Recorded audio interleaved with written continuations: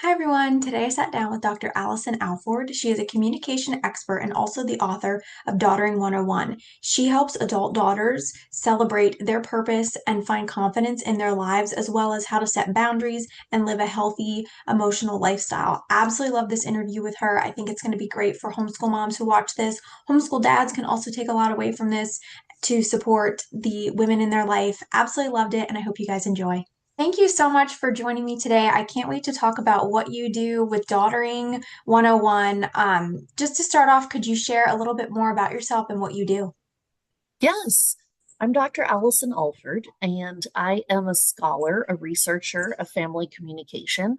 I work at Baylor University as a clinical associate professor, and I am a daughter, a wife, a mom, and I guess a member of my community as well. So I started Daughtering 101, which is a really kind of a hub or community for like-minded people to find information because I noticed that there was a lack of information or a lack of a space for women to come to learn more about our role as daughters, both the beautiful parts and the enjoyable parts, the benefits and the pain points of what can get sticky or tricky when we're kind of in the weeds of life. So I created Daughtering 101 as a place where you can get the information that you need, or you can connect people who have the information that you want. I love that. That's amazing. So then, based off of your personal experiences, what inspired you to create Daughtering 101?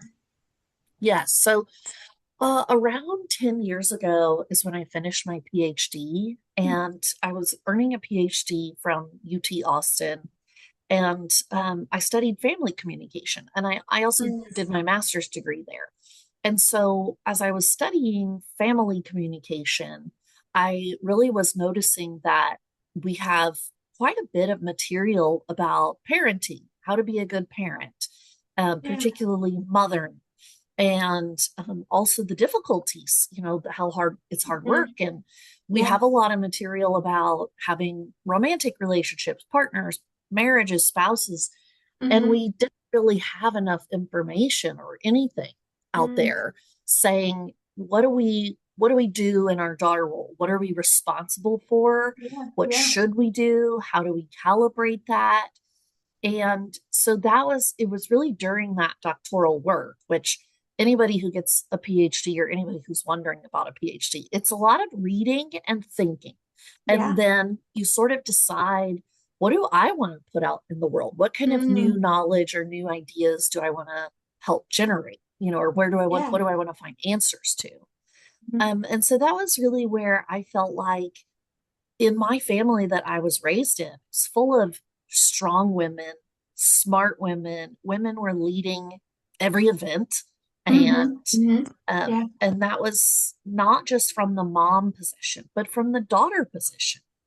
Yeah. And so that kind of started my quest to uh, think I want to learn more about what it means to be an adult daughter in your Hmm. 20s, 30s, 40s, 50s, and I want to elevate our awareness of how Yeah. important daughtering is in our lives, Yeah. even though we don't talk about it as much, or it doesn't get as much social recognition. We Yeah. don't get as much kudos for it. Yeah. That's great. Have you seen, I'm just curious, have you seen this? I know there's a social media trend going around about being the oldest daughter. Have you seen that? And what are your thoughts on that? Yeah, the eldest daughter syndrome. That's Yeah. been going around since about 2023, I think, Mhm. and maybe early 2024. And so for anybody who's not aware, it's social media posts by women who are talking about the difficulty of being the Mhm. oldest female child in their Yeah. family, and how when they were growing up in childhood, they had a disproportionate amount of responsibility Mhm. for either adult behaviors that children shouldn't necessarily have to do, Yeah. or for caring for the other children. And a lot of these videos, the women are saying, what happened in childhood, being the oldest female child, has carried into adulthood in this Mhm. sense of obligation and responsibility that I have everywhere. I'm people Yeah. like, I'm choosing healthcare careers because this is how I operate.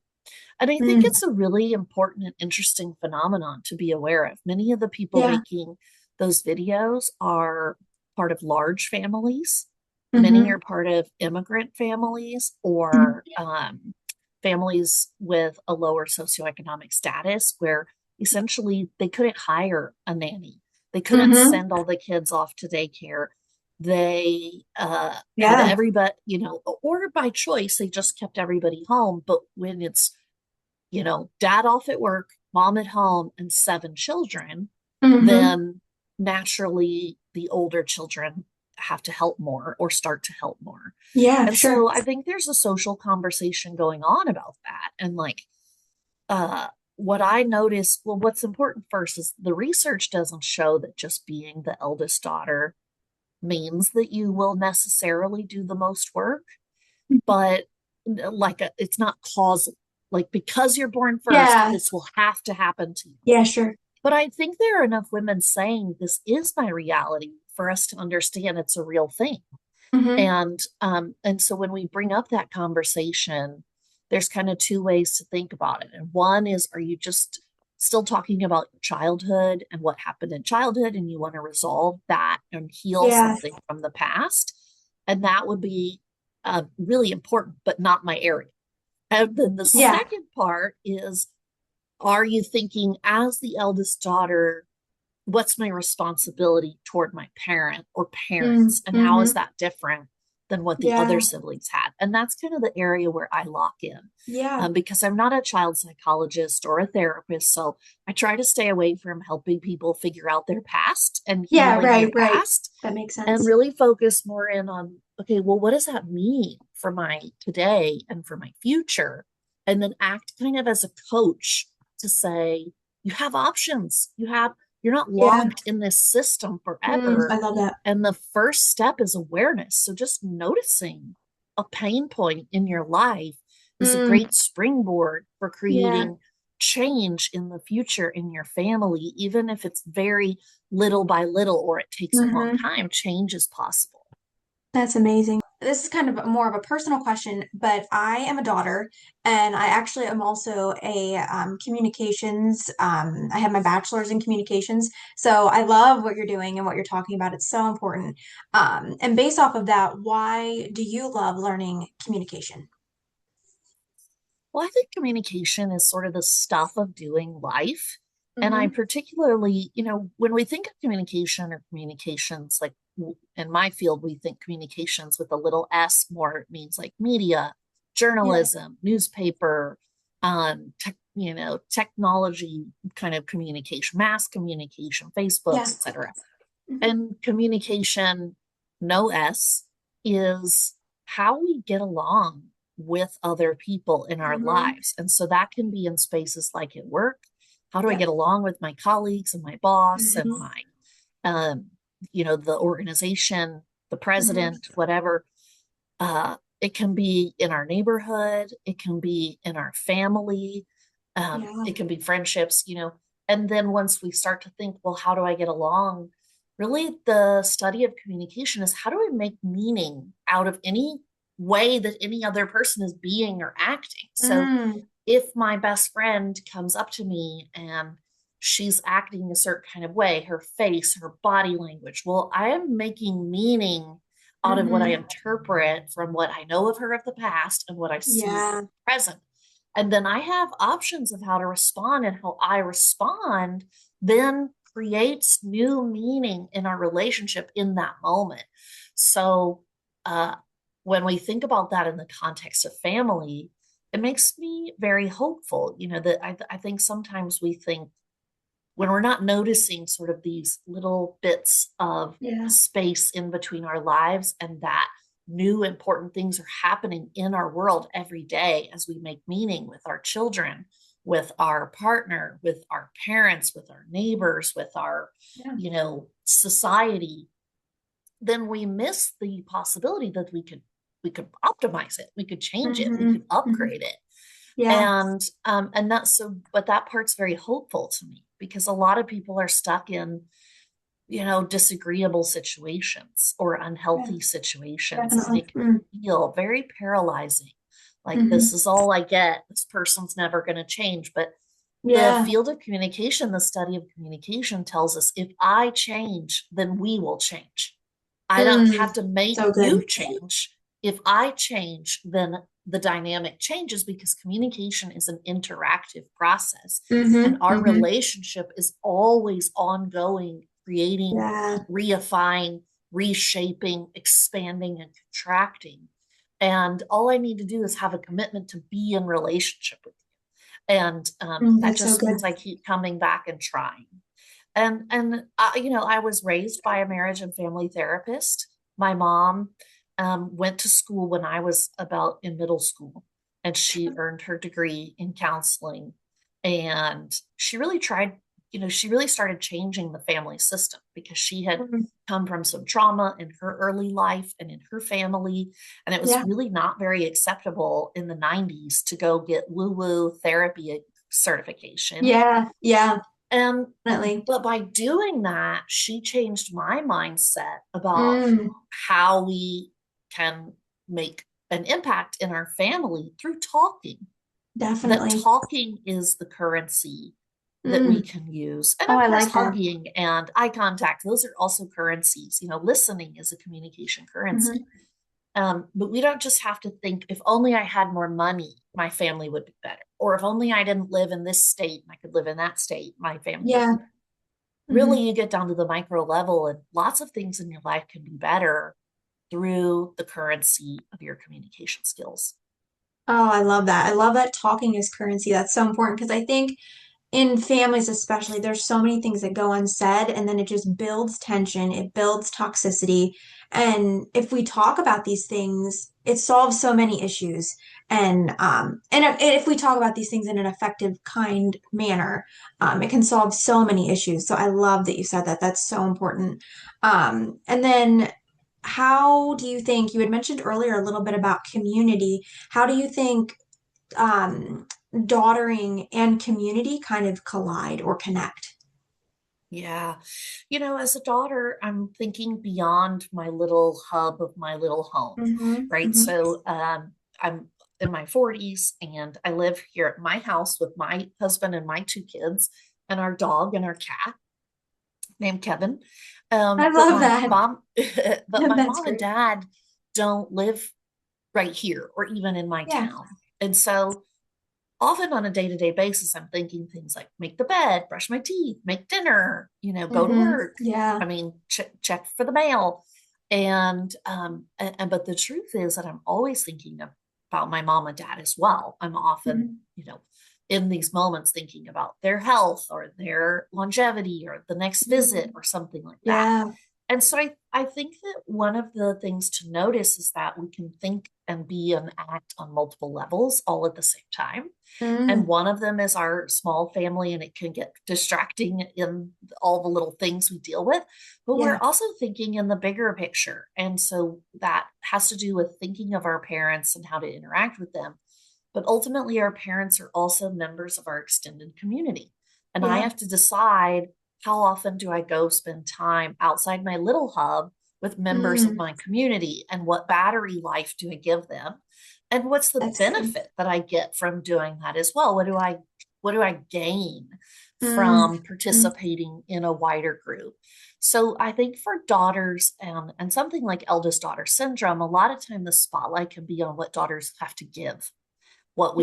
what we pay, what the Mm. cost is, and the Yeah. obligation. And so I would shift everyone's attention. I would say those are valid concerns and things that we think about, and we think about them in our marriage or as a parent too. But we Hmm. also need to think about, what do I gain? What do I Mm. get from being a member of a community? I get Yeah. to have people who lift me up, who are there in a crisis, who are cheering for my well being, who have like Mhm. minded pursuits. And Yeah. there is such a wonderful humanity to that, but it doesn't happen by magic. I have to go out of my hub, I have to participate, and I have to be Mm. part of that agreement to lift other people up. So there's Yeah. both a cost and a benefit, but I don't want to miss the benefit because I'm really focused on the cost, right? Mm. And That's so so good. whether with daughtering or with community, um, I have to put in the work. And Yeah. but I don't have to put in too much work, because it should balance out. But I need to have an eye on what is it I enjoy about these people and what is it Mm. that I'm getting out of this, even if it's not something I'm getting out of it today, but an investment in a future payoff that they'll be there when I need them. Definitely. Yeah. And I think it's, from what you're saying, I'm gathering, it's really about self-awareness. Like, how does this make me feel? How does it affect me? Is it good or bad? And, what can I give to this? I really like that. That's so important, especially I Yeah, think, oh, go ahead. I'm sorry. well, there is a self-awareness, right? I need to think about that. But when we're Mhm. talking about community, I also need to think about what's my obligation. And I Mm, am beholden to the people around yeah. me. So if my neighbor here, the street that I live in, if I see some water leaking out of the front of their house, or one thing that's happened, the lady across the street, she has little kids, and I've noticed sometimes her car is out front and the doors are just wide open. And Oh, she either yeah. forgot to close them or a kid came out and opened the door and forgot to close it. Hmm. Well, I have a responsibility to her as a member of Yeah. her community to keep her and her family and her car safe. Go over there and I say, hey, you have this, car door open. But I don't just do all giving all the time. I also Mm, get to receive. I just may not get to receive the benefit today. It might be yeah. something that I know I'll get in the future. I like that. I think that's especially important. We serve homeschooling families, and I think so many moms can get very burnt out with homeschooling. You're juggling kids' schedules, you're doing it all basically from home, and you're always together with your kids. So it can quickly become a lot. So I like that you are talking about these important issues because I think moms need to have boundaries with themselves, but then also with the people around them so they don't get burnt out and they can be effective as Yeah. moms. It's really Yeah, important. I think one of the things I think about, and this might be helpful for a homeschooling mom, is metaphorically thinking about being a homeowner. Yeah. I like being a homeowner or a home mortgager, um, but I have to take out the trash. I have to take the leaves off of the, gutters. I have to Mhm. deal with if there's a fallen tree Yeah, or, sure. some bird issue of something nesting where they're not supposed to. Hmm. And it would be really easy to get caught up because those things come to my attention very rapidly. They're in my face and they're very, urgent. I have to take care of them. But Yeah. I have to remember to stop and say to myself, I like being a homeowner. I'm grateful for this house. I love Mm-hmm. living in this community. And I think that's one of the things that we don't do often enough. And I can Yeah. imagine homeschooling moms, they're like, oh, I have to do this worksheet, or I have to go to this place, or I have to prepare Hmm. this lesson, or I have to create these snacks. And we Yeah. don't always spend enough time saying, but I like this. I Hmm. chose this. I'm Yeah. grateful that this exists as a choice in my community, my government, my household, my financial situation. Yeah. And so we have to exercise that gratitude to kind of think, this is a purposeful life, and this is a Mm. purpose that I've set forward. And so even though I have to quote unquote take out the trash all the time, Yeah. I am grateful that I have the opportunity to do that. I really like that. And then, kind of along the same lines, how can mothers and daughters foster good relationships, good communication within the home, especially as homeschooling families? When you're always together, it can get hard sometimes when you're always together, even though it's a beautiful thing, it can become challenging. Personalities Yeah. clash, differences can happen, that type of thing. Yeah, so my work is about adult daughters. And so in this case, the adult daughter would be the mom of the Yeah. homeschooling, and the relationship I would coach her on would be with her mom, so the Mm, grandma. hmm. And because that's where my emphasis would be. And so what I would Yeah. say is that as a mom, as a woman in midlife Yeah. with young children, what you can do is narrate how much you're doing to your mom, to the grandparents, and Hmm. ask them for their support, whether it's verbal or physical support, and engaging them. And part of daughtering is also talking to your children about their grandparents in a certain way, carrying Yeah. on legacy. I know many homeschooling families do so because they were also homeschooled and they think of Yeah. it as a part of their family identity and they Mm-hmm. can pass on those notes.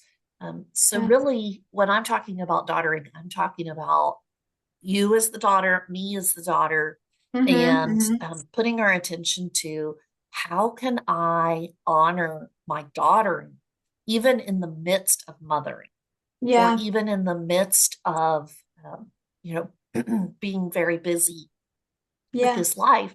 But it also can sometimes mean boundaries. If I'm busy with homeschooling my children, then I have to be able to tell my parents, no, I can't come and Yeah. help you paint your house, next weekend. Yeah. No, we're going to this homeschooling event. So I Yeah. think really being boundaried around your Yeah. time is Mm-hmm. also something that women in midlife need to be Yeah. thoughtful of because you only have so much battery and you only have so Mm-hmm. much time that your children are young. So That's so you good. have to kind of figure out how to manage all the external things that are making homeschooling hard when it's not necessarily homeschooling that's hard. It's those Mm. extra things that keep Yeah. intruding. Yeah, the things that pile on. I really like that. And then how do you suggest adult daughters work on emotional resilience as they're being moms, as they're homeschooling? How do you suggest they do that? Yeah, I think that one of the things that we have to do, especially when we spend a lot of time with children, is find adult relationships and time to be an adult and talk in adult ways. So Yeah. luckily, many homeschooling communities do that, but we often get focused on bringing the children together and don't notice that it's time that the adults need to come together. So Mhm. for the moms or for adult women, I would say, you deserve to have a partner who listens and you have to narrate for them what you were doing all day if they weren't there to watch Mhm. and Yeah. not just like good, good, fine, same old. You have Yeah. to you have to narrate not only because they weren't around, but because a lot of the work of homeschooling is invisible. Saying Mm. things like, I'm So true. planning for next summer's lessons. I'm Yeah. saving money for this fall's big trip to the museum.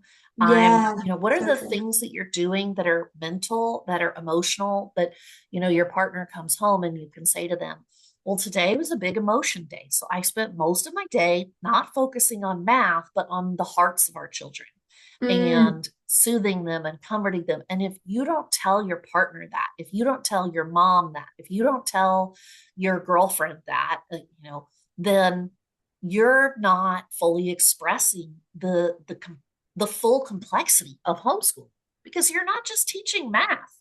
You Yeah. are uh, you're a delivery system for all of the vision and Mhm. values of your family and of your community, as well as being the pillar of emotional and cognitive support. And so it's a really Mm. big job, and the way that we can uh, bring others into it is just help them understand what all we're doing while Yeah. letting our friends and family and partner know this isn't me complaining. This is me just telling you about my job.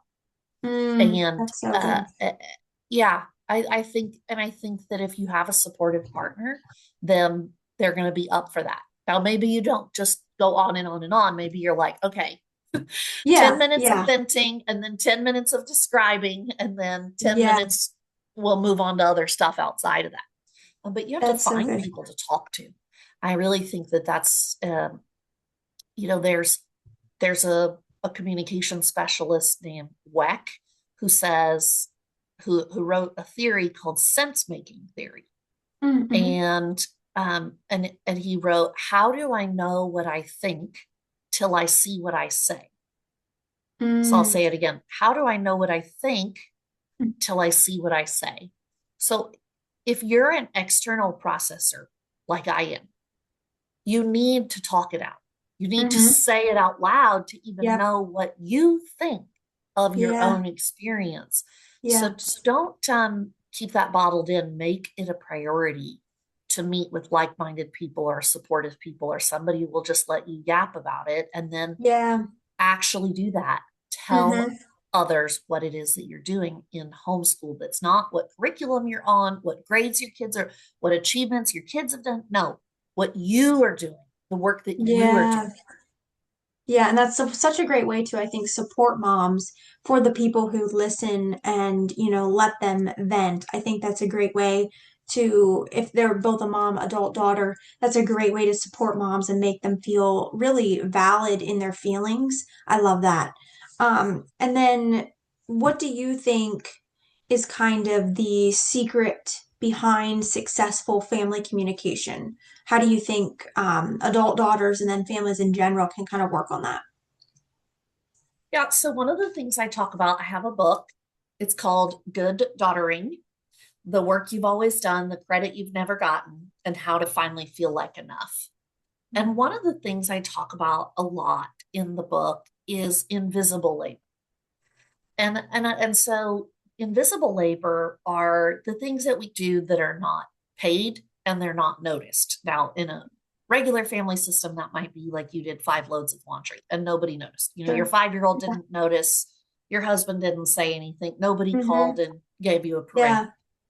But in homeschooling, invisible labor is going to include, I talk about 4 different types of invisible labor between daughters and their mothers, which is or 4 different types of labor: actions, acting, being, thinking, and feeling. And so, acting, the things we do, the food we make, the collages we do, the curriculum we teach, that's visible. But the things that we're thinking about and planning, the emotions that we're tending and soothing and smoothing, and the identity and Mhm. tradition legacy work that we're doing, those are invisible because they're happening in here. Yeah. So, in my in my belief is that successful communication, successful relationships come out of making that stuff visible.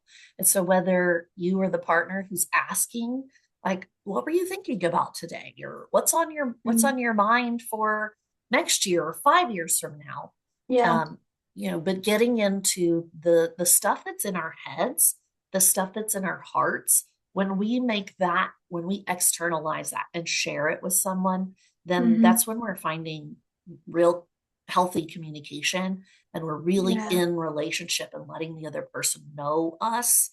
And that's not complaining. That is not complaining, it's revealing. Mm. And so we have to reserve enough energy from our day to Yeah. be able to put energy toward that with our partner, with our parent, or with our friend. That's great. That's wonderful. And to wrap up, where can people find your book? Where can they find you? How can they access your resources? Yes, I'd love people to come to my website, daughtering101.com. You can buy the book from my website, or you can buy the book Good Daughtering from Amazon, Barnes and Noble, trusted bookstores near you. I love a local bookstore. So go to Yeah. your local bookstore and ask them to get it for you. And I'm on Instagram, Facebook, TikTok, I have a Substack, and all of Great. those are at Daughtering 101. So I'd love to hear from Awesome. you. Great. Well, thank you so much for joining me today. I really appreciate everything you shared. I think it's going to be very informative for our families that listen to this. I know I took a lot away from it, and I'm going to definitely check out your book. It looks great. Okay, perfect. Thanks so much. Thank you. Bye-bye.